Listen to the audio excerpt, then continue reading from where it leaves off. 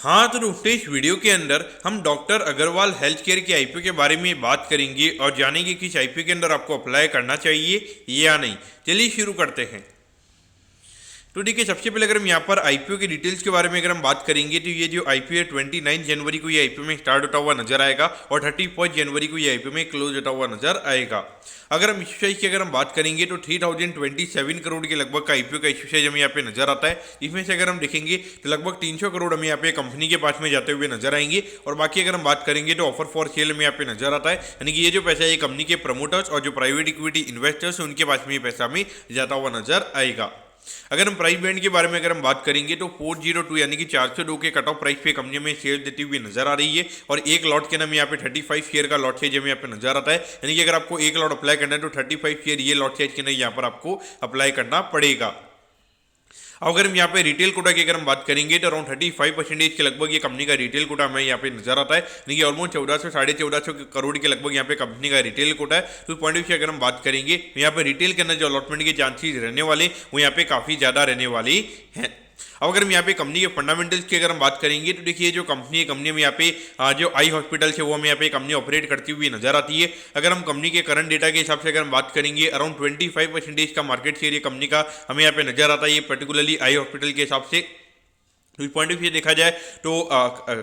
Already अगर हम देखेंगे तो कंपनी का जो मार्केट शेयर वो यहाँ पे काफी ज्यादा हमें यहाँ पे नजर आता है और उसके अलावा अगर हम देखेंगे इतने ज्यादा आई हॉस्पिटल पर्टिकुलरली हमें यहाँ पे इंडिया में नजर आते हैं और ऐसा नहीं है कि कोई यहाँ पे अच्छा काम नहीं कर रहा है, कोई बेकार काम कर रहा है। अगर ऑलमोस्ट अगर हम आई हॉस्पिटल की अगर हम बात करेंगे तो सारे आई हॉस्पिटल्स हमें यहाँ पे इंडिया में अच्छे नजर आते हैं। तो लेकिन उस पॉइंट ऑफ व्यू अगर हम बात करेंगे जो आई हॉस्पिटल वाला जो मार्केट है, जिस तरीके से आजकल खास करके अगर हम देखेंगे जो स्मार्टफोन वगैरह या फिर लैपटॉप वगैरह का जिस तरीके से यूसेज हमें बढ़ता हुआ नजर आ रहा है, तो आने वाले टाइम पे कहीं ना कहीं जो आई हॉस्पिटल के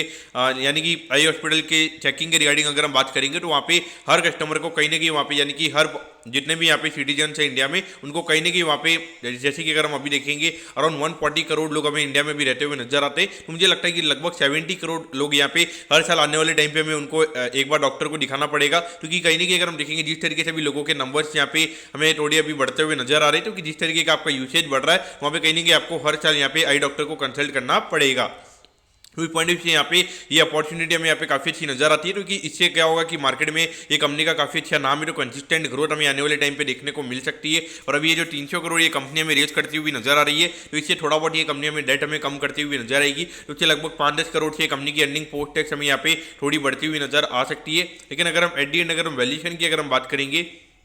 तो लगभग 12,700 करोड़ के मार्केट कैप पे ये कंपनी का आईपीओ में आता हुआ नजर आ रहा है। और पिछले साल के हिसाब से अगर हम बात करते हैं तो लगभग अभी ये साल अगर कंपनी 100 करोड़ का प्रॉफिट भी अगर ये कंपनी करती है तो उसके हिसाब से अराउंड 127 के पी रेशियो पे कंपनी का आईपीओ में आता हुआ नजर आ रहा है। तो वैल्यूएशन वाइज यहाँ पे काफी ज्यादा कॉस्टली वैल्यूएशन पे कंपनी का आईपीओ में आता हुआ नजर आ रहा है। तो ये एक बहुत बड़ा कंसर्न मुझे यहाँ पे नजर आता है, क्योंकि आईपीओ का इशू साइज भी यहाँ पे लगभग 3000 करोड़ के लगभग है। और जहां पर अगर हम देखेंगे तो मार्केट में इतना ज्यादा खास करके स्मॉल कैप मिड कैप में हमने यहाँ पे करेक्शन देखा, तो ऐसे टाइम पे 127 के पी रेशियो पे ये आईपीओ कैसे चलेगा, ये मेरे लिए बहुत ज़्यादा डिफिकल्ट यहाँ पे सोचना मुझे लगता है। और अभी अगर हम देखेंगे तो बजट के एक दिन पहले ये आईपीओ में बंद होता हुआ नजर आएगा। अगर बाई चांस बजट में अगर कोई नेगेटिविटी आती है तो वहाँ पे कंपनी 10 से 15% के डिस्काउंट पे भी हमें खुलती हुई नजर आ सकती है। तो पॉइंट से मैं पर्टिकुलरली आईपीओ के पॉइंट से कंपनी को अवॉइड करूंगा। लेकिन अगर ये कंपनी मुझे अभी लगभग 127 के पी रेशियो पे अगर ये कंपनी का आईपीओ आ रहा है, लेकिन अगर लिस्टिंग के बाद में अगर ये कंपनी 70-80 के पी रेशियो पे अगर ये कंपनी मुझे मिलती है तो वहाँ पे ये कंपनी को बाई किया जा सकता है। तो आप बोलोगे 70-80 का पी कोई ज़्यादा पी भी तो एक्सपेंसिव होता है, वहाँ पर आप कैसे बाय कर रहे हो। लेकिन वहाँ पे दिक्कत ये रहेगी कि ये जो आई हॉस्पिटल वाला जो बिजनेस है,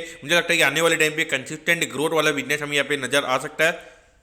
पॉइंट से। और ये काफी अच्छा पॉजिटिव कैश फ्लो वाला बिजनेस पर्टिकुलरली हमें ये नजर आता है। तो मुझे लगता है कि 50-60 के नीचे यहाँ पे ये कंपनी का पी रेशियो नहीं जाएगा। हाँ, लेकिन अगर मार्केट में अगर कोई अच्छा खासा करेक्शन वगैरह होता है और अगर ये कंपनी 50-60 के पी रेशियो के अगर नीचे भी अगर हमको मिलती है तो वहाँ पे डेफिनेटली ये वैल्यू बाय रहेगी। लेकिन अभी अगर हम देखेंगे तो 127 के पी रेशियो पे अगर हम देखेंगे काफी ज्यादा एक्सपेंसिव हमें यहाँ पे नजर आता है। अगर बाई चांस कोई भी मार्केट में अगर लिस्टिंग के दिन अगर कोई भी नेगेटिविटी हो जाती है तो वहाँ पे 10 से 15% के डिस्काउंट पे कंपनी में खुलती हुई नजर आ सकती है। और अपसाइड भी अगर हम देखेंगे तो मुझे लगता है कि 10-15% ज्यादा ऊपर ये कंपनी नहीं खुलेगी। अगर मार्केट में पॉजिटिविटी भी रहती है तो मैक्स टू मैक्स मुझे लगता है कि 10 से 15% के प्रीमियम पे ये कंपनी में खुलती हुई नजर आएगी। दोस्तों मैं कहता हूं कि डॉक्टर अग्रवाल हेल्थ के आईपीओ के बारे में आपको सब कुछ समझ में आ गया होगा। अगर आपकी कोई भी क्वेरीज है आप कमेंट कीजिए, मैं जरूर आपके कमेंट पर रिप्लाई करूंगा। ओके दोस्तों, thank you, have a nice day.